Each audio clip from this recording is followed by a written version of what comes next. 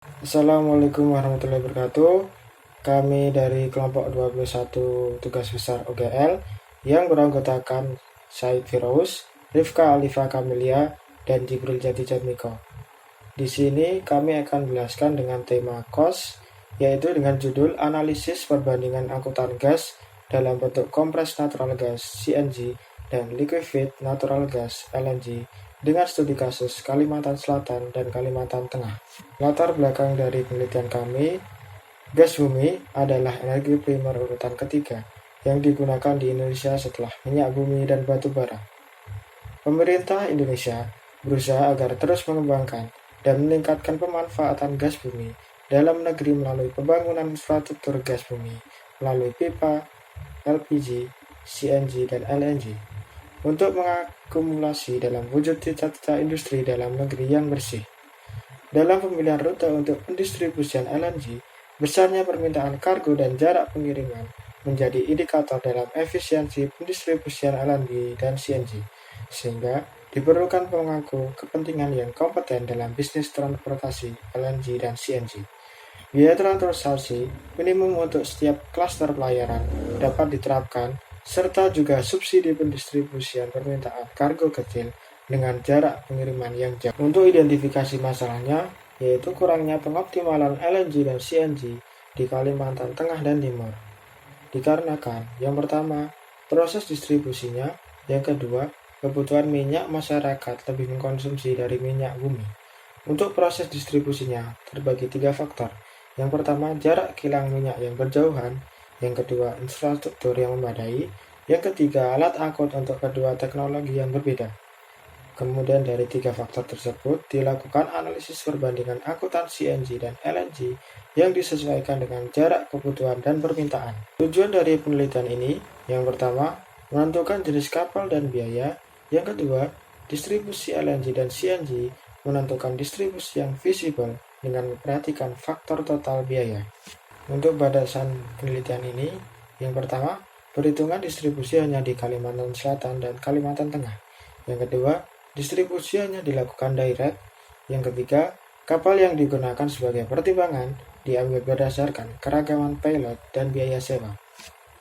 Untuk asumsinya, yang pertama, waktu loading, discharge, dan waiting sama dengan LNG dan CNG. Yang kedua, biaya loading, discharge, dan waiting sama antara LNG dan CNG. Yang ketiga, pelabuhan di tempat tujuan dapat untuk melakukan bongkar muat gases. Yang keempat, kapasitas PLTU atau PLTG 1:5 dengan konsumsi gas per hari.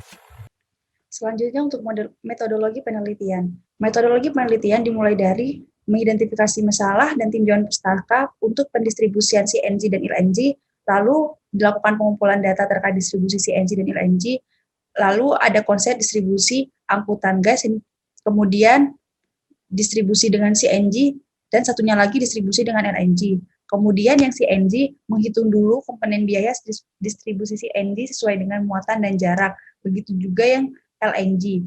Setelah dilakukan perhitungan, maka dianalisis dan diambil pembahasan hasil perhitungan komponen biaya antara CNG dan LNG.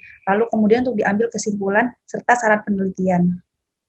Untuk pengumpulan data, yang pertama diambil dari konsumsi gas di Kalimantan, lalu rute kapal, lalu biaya liquefaction, regasification, dan compression. Lalu yang terakhir biaya charter kapal, biaya voyage, dan pelabuhan. Untuk yang konsumsi gas di Kalimantan, diambil dari kapasitas penggunaan PLTU, yaitu dari konsumsi gas per hari diasumsikan sebesar 1:5 dari kapasitas pembangkit.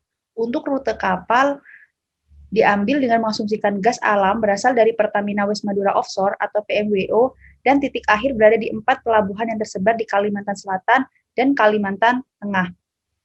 Sedangkan untuk biaya liquefaction, regasification, dan compression, pada dasarnya untuk distribusi LNG diperlukan memperhatikan biaya liquefaction dan biaya regasification. Sedangkan untuk distribusi CNG memperhatikan biaya compression sebagai bentuk untuk mengubah bentuk gas alam agar mempermudah proses distribusi.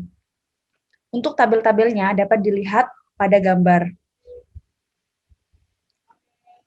Untuk biaya time charter kapal, biaya voyage, dan biaya pelabuhan, dapat juga dilihat pada tabel sebelah kanan paling bawah.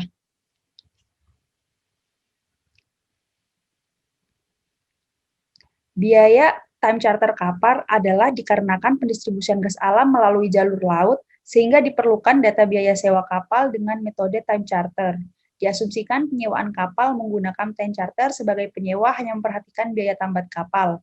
Lalu untuk biaya voyage dan pelabuhan, dalam pelayaran kapal diperlukan beberapa biaya yang dipertimbangkan seperti biaya marine diesel, MDO, dan biaya high speed diesel yaitu HSD untuk bahan bakar kapal selama pelayaran atau disebut biaya voyage. Tahap selanjutnya adalah pengolahan data. Untuk melakukan pengolahan data untuk menentukan tipe kapal yang akan digunakan antara distribusi LNG dan CNG dan menentukan biaya distribusi dengan LNG dan CNG. Pengolahan data dilakukan dengan pengumpulan data kebutuhan gas untuk pembangkit listrik di Kalimantan Selatan dan Kalimantan Tengah.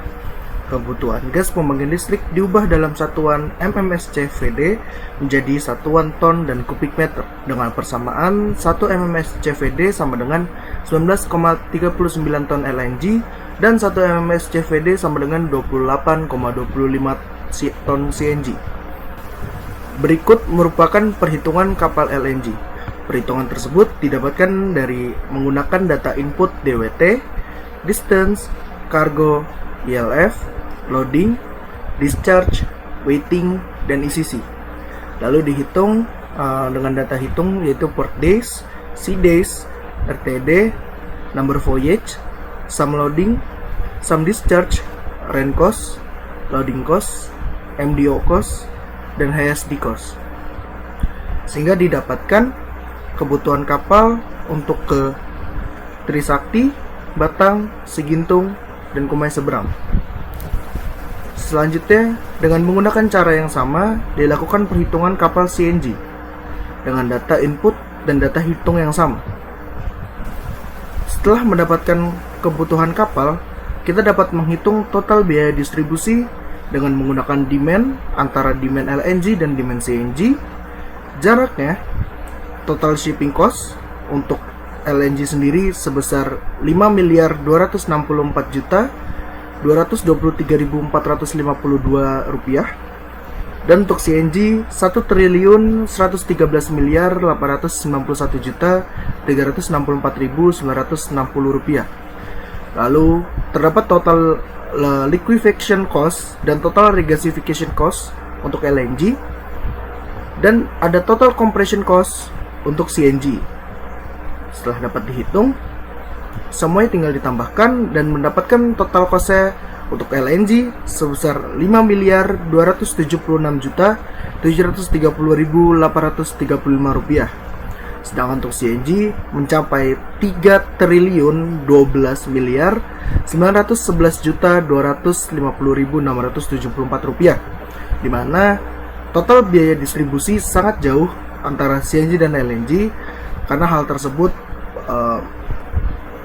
kebutuhan kapal yang dibutuhkan oleh CNG sangat tinggi, di mana bisa diasumsikan bolak-balik atau memang kapal yang dibutuhkan tiap harinya besar. Dapat dilihat pada grafik perbandingan dengan diagram batang, di mana CNG sangat menjulang tinggi mencapai 3 triliun, sedangkan LNG sangat kecil, 500,5 triliun saja tidak sampai. Sehingga dapat disimpulkan untuk CNG, jenis kapal yang akan digunakan adalah C42 dengan kapasitasnya sebesar 2.800.000 meter kubik dengan kecepatan 15 knot. Lalu dengan LNG, jenis kapal yang dipakai adalah Everik 6 dengan kapasitasnya 8.237 ton meter kubik dan kecepatannya 11 knot. Sehingga berdasarkan perhitungan cost juga, maka didapatkan distribusi LNG lebih murah dibandingkan distribusi CNG dengan total biaya tersebut. Hal ini terjadi, maka dapat disimpulkan bahwa LNG memang lebih efektif untuk pengiriman antar pulau karena lebih mudah dan juga lebih compact dalam pengirimannya. Sekian dari kami, kurang lebih mohon maaf. Wassalamualaikum warahmatullahi wabarakatuh.